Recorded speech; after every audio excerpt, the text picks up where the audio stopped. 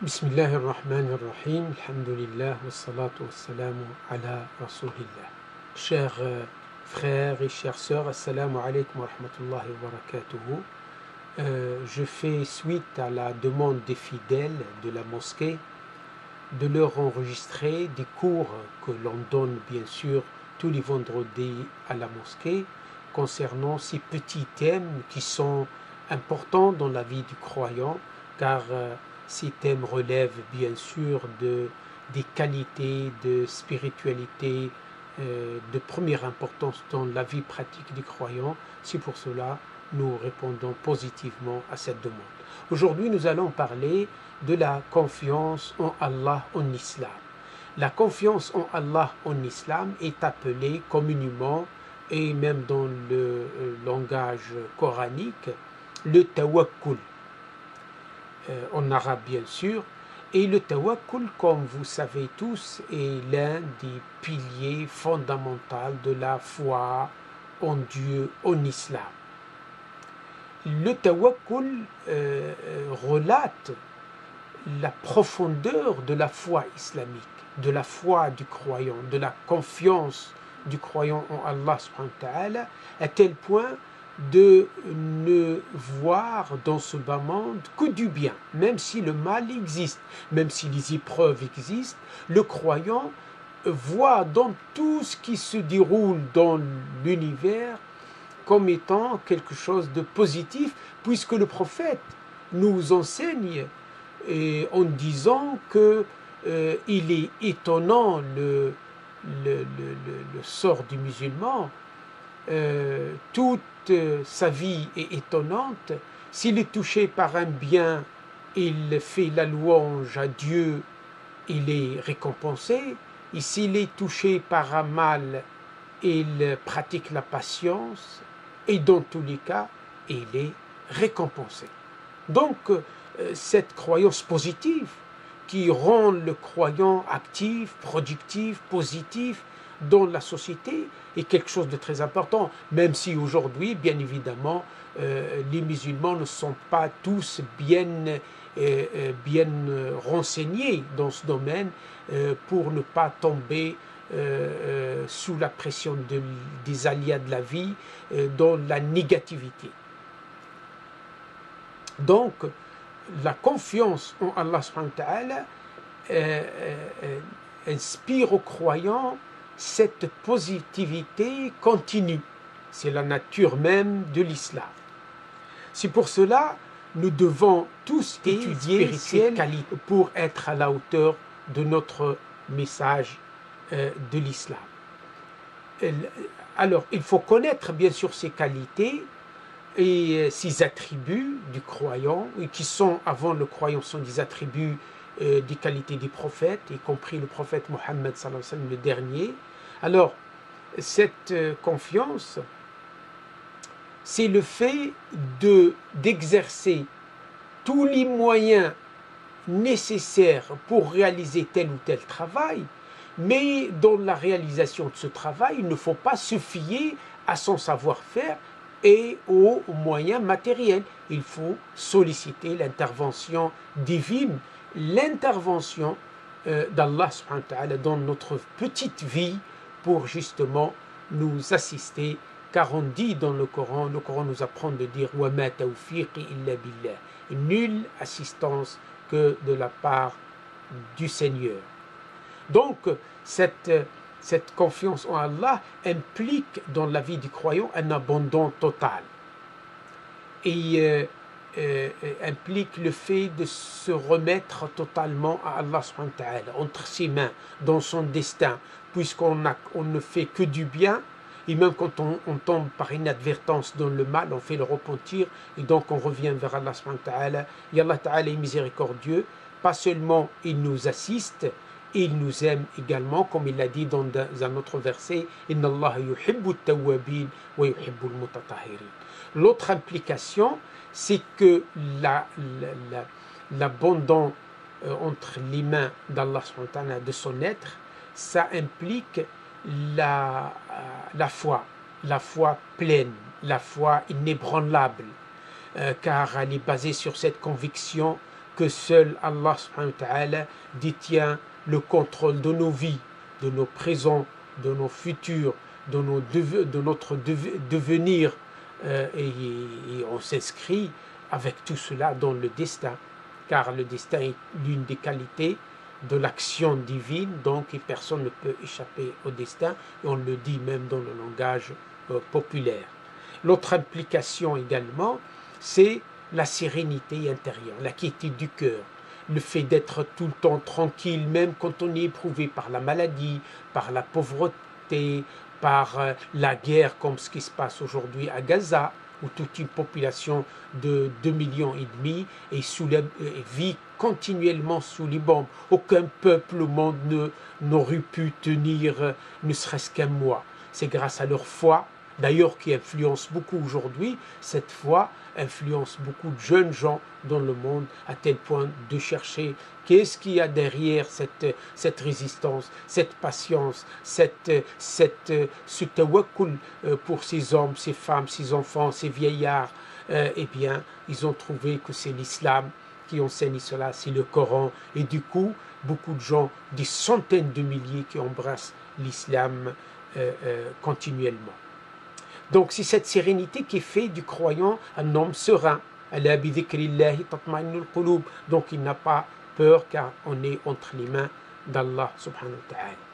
Alors le tawakkul, il ne vient pas d'une utopie, ne vient pas d'un imaginaire faux, il vient de bases scripturaires, textuelles dans le Coran et dans la Sunna. Nous avons par exemple dans le Coran, dans la sourate le divorce, Allah subhanahu wa ta'ala nous dit وَمَنْ يَتَوَكَّلْ عَلَى اللَّهِ فَهُوَ حَسْبُهُ إِنَّ اللَّهَ بَالِغُ أَمْرِهِ قَدْ جَعَلَ اللَّهُ لِكُلِّ شَيْءٍ قَدْرًا.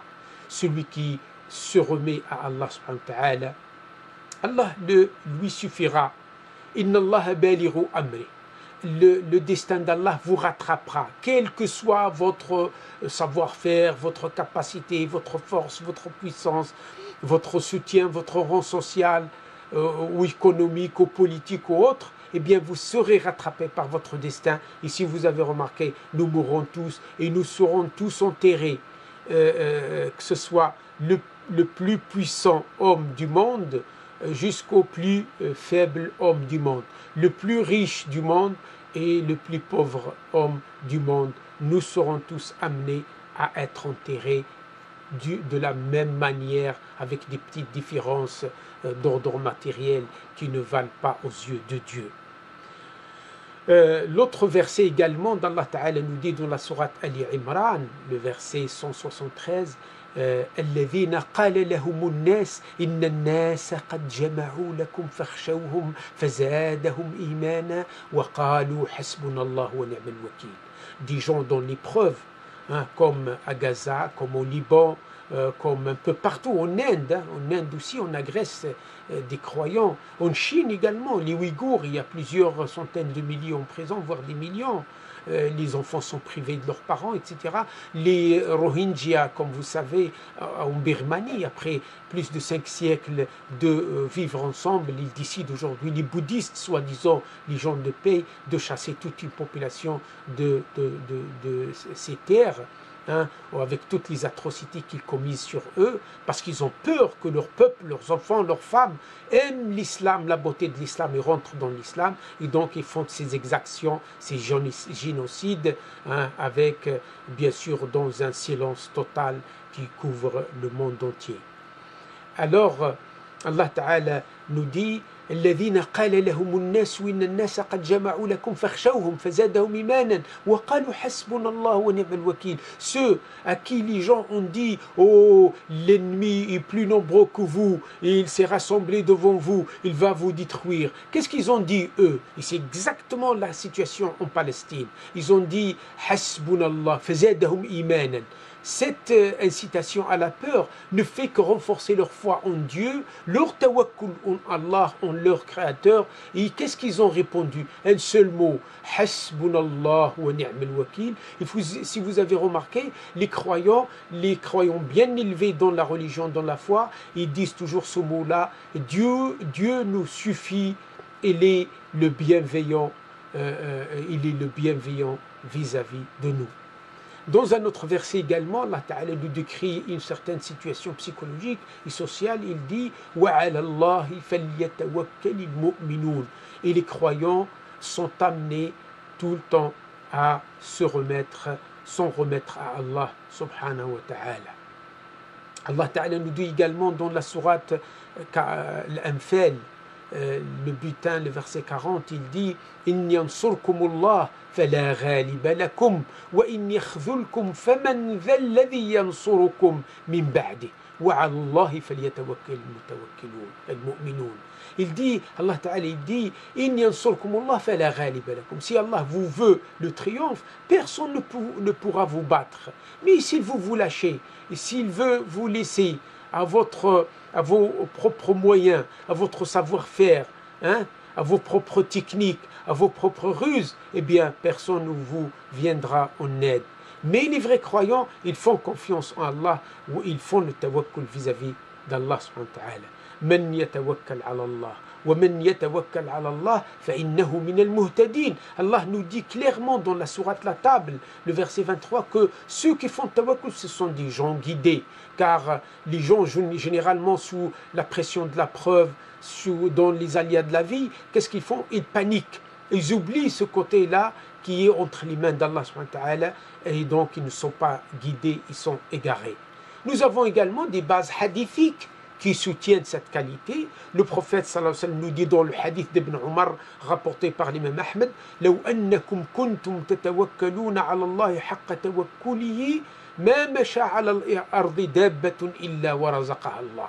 Si vous comptez sur Allah d'une sérénité absolue, d'une confiance totale, en combinant bien sûr les moyens, Allah Ta'ala nous laissera aucun vivant sur terre sans pourvoir à ses besoins.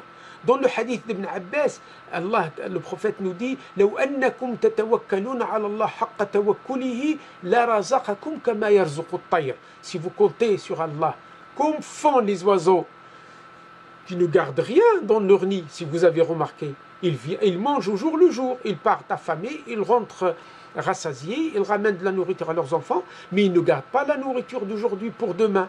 Ils mangent chaque jour ce dont ils ont besoin, comme s'ils veulent préserver l'écosystème, comme s'ils veulent laisser un peu pour les autres, etc. etc.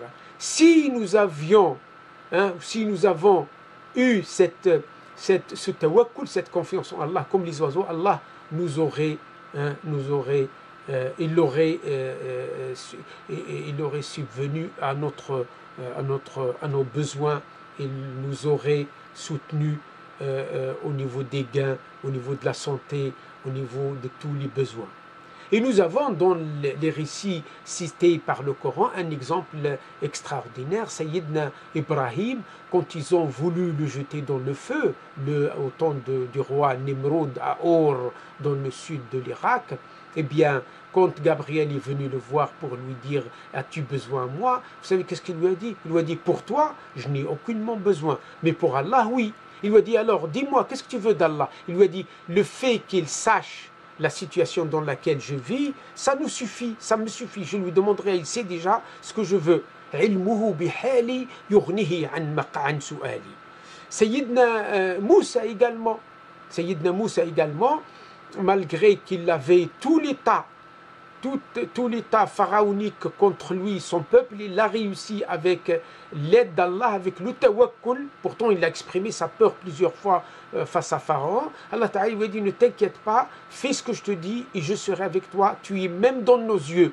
C'est-à-dire nous te protégeons tellement que nous ne laissons personne porter atteinte à toi et ton frère et ton peuple physiquement. Pourtant, son peuple, les Bani Israël, ils ont souffert beaucoup. Mais en fin de compte, grâce à ce tawakkul, cette confiance en Allah, subhanahu wa ta'ala, il a réussi de les sortir de l'Égypte vers la terre sainte.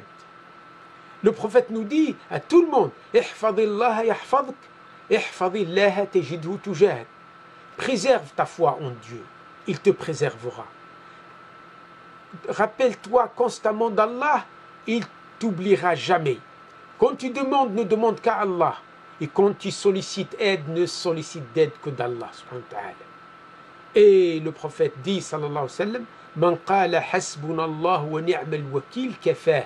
Celui qui dit sincèrement, Allahumma, sois mon unique assistant et sois mon unique pourvoyeur, Allah s'occupera de lui. Et également, il y a beaucoup d'avantages dans cette qualité spirituelle et qui est également sociale, éthique, comportementale, etc. Nous avons, quand on fait le tawakkul, nous avons cette paix intérieure.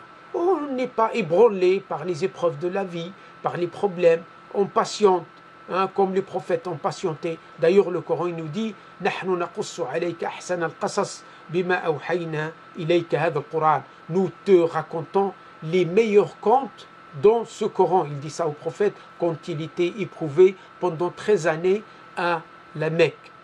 Il y a aussi la confiance en Allah nous procure ce soutien divin. Allah promet son aide et sa protection et son intervention parfois très importante dans la vie du croyant lorsqu'il lui fait confiance, comme nous avons vu dans le Coran quand Allah Ta'ala parle de son intervention, son assistance à ses messagers, à ses prophètes. Nous avons également parmi les avantages de la confiance en Allah, de tawakkul, c'est la satisfaction spirituelle. Cette confiance apporte une grande satisfaction et un grand épanouissement spirituel qui nous procure sérénité et confiance en soi-même, et dans son entourage et vis-à-vis d'Allah. Et comment maintenant doit-on développer cette magnifique qualité qui est le tawakkul? Alors, il faut lire beaucoup le Coran parce que le prophète nous informe que lire le Coran, c'est parler avec Dieu. Parler avec Dieu, c'est-à-dire il faut s'attendre à une réponse. Avoir une réponse, c'est sûr que c'est une bénédiction, c'est une assistance, c'est une protection, etc. Aussi, les prières, les invocations, c'est le fait d'appeler Allah subhanahu wa ta'ala, d'invoquer ses noms, ça procure cette sérénité, cette confiance en Allah, ce tawakkul ala Allah. Et la prière également, hein, c'est une communication avec Allah subhanahu wa ta'ala. Dans nos prières, il n'y a pas un monologue, il y a un dialogue entre nous et Allah, comme le dit le prophète, et on en parlera pour expliciter cela. Et donc, quand on est dans la prière, il faut être à 100% concentré pour pouvoir avoir cette lumière, cette assistance divine, cette intervention furtive de la part d'Allah subhanahu wa ta'ala pour nous protéger et pour nous assister. Aussi, quand on est en dehors de la prière, en dehors des dhikr du dua, il faut toujours rester dans ce qu'on appelle la remembrance d'Allah, le rappel d'Allah, c'est-à-dire rester constamment avec Allah subhanahu wa ta'ala dans son cœur et ne jamais l'oublier pour qu'il ne nous oublie pas. Maintenant, dans la vie, il y a toujours des doutes, des peurs, des attachements au bien de ce bas monde, des épreuves de la vie, de l'impatience parce qu'on est être humain, on a nos émotions, etc. Alors, la confiance en Allah nous permet de lutter contre nos doutes. J'ai perdu mon emploi, je ne vais pas penser négativement, je ne vais pas me suicider parce que je suis croyant. Je sais que le gain vient de Dieu. Allah nous a dit, et vos gains, hein, et tout ce qu'on vous promet est dans le ciel, c'est-à-dire entre mes mains. Donc un croyant ne se suicide jamais lorsqu'il est pauvre ou il est malade ou il perd son boulot, comme font certains qui n'ont pas la foi. Voilà, donc ça c'est la lutte contre les doutes et les peurs. Aussi, le fait d'être attaché au bien de ce bas monde, il faut qu'on soit attaché au bien de ce bas monde d'une manière modérée, puisqu'on va quitter tout ce qui est éphémère, tout ce qui est matériel, car c'est éphémère, et on va le laisser à nos héritiers. Et si nous allons y être trop attachés, nous allons souffrir, et cela nous éloigne d'Allah subhanahu wa ta'ala. Et c'est pour cela, tout ce qu'on a comme bien, comme richesse, comme pouvoir, comme savoir, il faut le mettre là, au service de l'humanité, pour qu'on soit le plus proche d'Allah le jour du jugement dernier. Si on est touché également par l'impatience, l'impatience, le seul remède à maîtriser son impatience, c'est de faire le tawakkul. Tu attends quelque chose et ça n'arrive pas, tu patientes.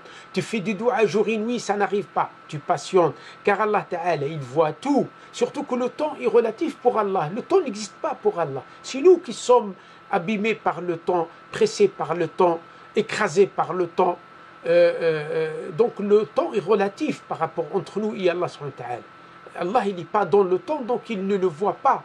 Même s'il connaît les détails de Allah Ta'ala n'accorde pas d'importance au temps parce que le temps c'est un repère spatial pour nous, comme l'espace. Donc c'est le spatio-temporel. Donc l'impatience, elle va disparaître lorsque notre tawakkul est fort. Donc plus le tawakkul est fort, plus l'impatience diminue. Et donc on se maîtrise. Quand on a la patience, donc on se maîtrise, on devient presque des personnes exemplaires. Nous avons également les épreuves de la vie. La maladie, il faut patienter, parce que le prophète nous a dit que lorsque vous êtes malade, il faut patienter, vous serez récompensé. Job était malade pendant plusieurs décennies. Et il a fait le dua, et Allah Ta'ala l'a guéri. Et c'est un prophète, donc si Allah éprouve les prophètes, alors on n'est pas meilleur. Donc la pauvreté, c'est Allah qui donne et qui enlève.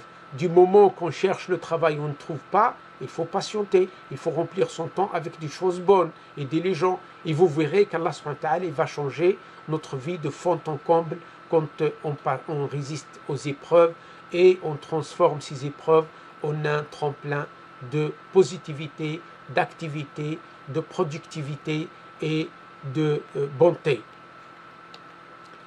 Nous avons beaucoup de gens qui nous racontent, certainement vous en avez dans votre entourage, dans vos familles, dans vos villes, dans vos pays, des gens qui vous racontent l'importance du tawakkul et comment cela apporte la joie et la sérénité, comment cela nous procure une paix intérieure avec soi-même, avec son entourage proche, son entourage moyen, son entourage lointain et toute l'humanité.